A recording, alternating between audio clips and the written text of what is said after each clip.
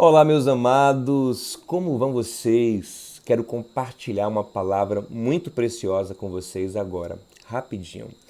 Um texto que para mim e para outros teólogos é a primeira referência do Evangelho na Bíblia. Por isso chamamos ele de proto-evangelho. Proto é primeiro.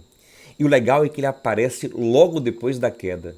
Mal o homem caiu, o maravilhoso Deus lhe apresenta um plano de salvação. Deus mostra que já tem um caminho para recuperar o homem, para restaurar todas as coisas. Gênesis 3,15, Deus está falando com a serpente e diz assim: porém, inimizade entre ti e a mulher, entre a tua semente e a semente dela. Esta te ferirá a cabeça e tu lhe ferirás o calcanhar.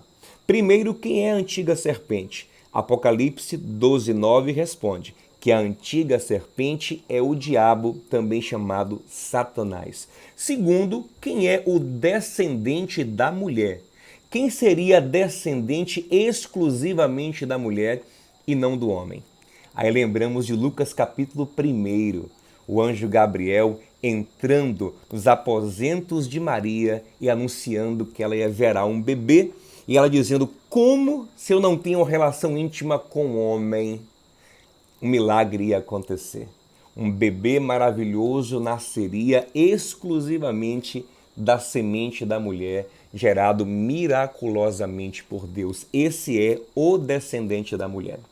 E o texto continua: esse descendente da mulher vai ferir a cabeça da serpente, enquanto a serpente lhe fere no calcanhar. Observe que a ideia é que num mesmo ato, a cabeça da serpente é ferida, enquanto o calcanhar do Cristo, o calcanhar de Jesus também é ferido. Que ato é esse? A cruz. Colossenses 2,15 diz que na cruz Jesus despojou os principados e potestades e os envergonhou publicamente. Despojar ali é remover a autoridade, o que casa perfeitamente com pisar na cabeça. A cabeça é um símbolo de autoridade. A partir daquele momento, o diabo ficou enfraquecido. Cristo tomou o seu poder espiritual. O diabo ainda atua na terra, mas não com o mesmo poder que tinha antes, porque recebeu na cruz um golpe fatal que lhe condenou para sempre. Ao passo que Cristo também foi ferido na cruz, mas no calcanhar. É uma ferida da qual ele vai se recuperar. E 3 dias depois, ele ressuscitou e está vivo, maravilhoso, forte para todo sempre. Mas o texto continua, e essa parte aqui é que eu acho que a gente tem pouco costume de pensar sobre ela, mas ela é muito importante. Diz que a descendência da serpente vai fazer guerra para sempre com a descendência da mulher, isso é, Cristo. Então ali, Deus estava falando que o diabo ia ter filhos sobre a terra, ia ter uma descendência.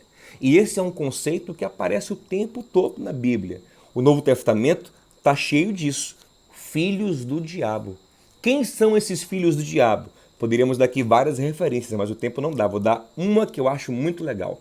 1 João 3,10, João está falando sobre o amor e ele fala o seguinte: nisto sabemos quem são os filhos de Deus e os filhos do diabo.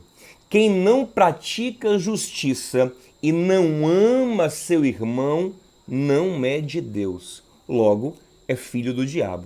A grande marca de um filho do diabo é não amar quem ele deveria amar e não praticar justiça. Aí João vai dar um exemplo no versículo 12, é 1 João 3, versículo 12, ele dá um exemplo muito interessante. Ele fala assim: Caim e Abel eram exemplos. Caim era do diabo, ou seja, filho do diabo, e ele mata Abel porque esse praticava a justiça. Isso nos mostra que logo na primeira geração pós Adão e Eva, reino de Deus e reino das trevas já estava ali dividido. Caim já estava absorvido pelo reino das trevas, enquanto Abel vivia no reino de Deus. E essa sempre foi uma realidade sobre a terra. Filhos do diabo e filhos de Deus. Lá em João 8:44, Jesus diz aos fariseus: vocês são filhos do diabo, e a prova disso é que querem me matar. Deveriam me amar, mas não me amam, querem me matar. Então vocês têm por pai o diabo, que foi homicida desde o princípio.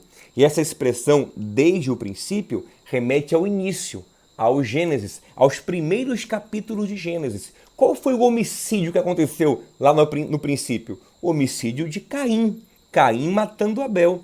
Jesus mostra que Caim era, sim, o primeiro filho do diabo oficial na terra. A marca disso é que ele odiou o seu irmão, quis matar o seu irmão. E aí se define reino de Deus e reino das trevas. O reino de Deus, a grande marca dele é amar. O reino das trevas, a grande marca dele é odiar quem se deveria amar sobretudo. Pastor, e esses reinos são fixos? Dá para transitar de um reino para o outro? Graças a Deus, sim. Em Colossenses 1,13, Paulo diz que Deus nos resgatou. Tem versão que diz nos libertou do império das trevas e nos transportou para o reino do seu Filho amado. Glória a Deus por isso. Vou ficar por aqui que está ficando grande o vídeo. Se quiser estudar mais da palavra de Deus comigo, eu criei um grupo no Telegram para a gente estudar na Bíblia. Estamos no início, estamos em Gênesis ainda. Quiser, vem, pula nesse barco, que eu creio que ele vai para uma direção boa, tá bom? Manda um direct para mim no privado ou aqui no comentário, fala que você quer participar, que a gente vai conversar e vai ser uma bênção, tá bom? Shalom no seu coração.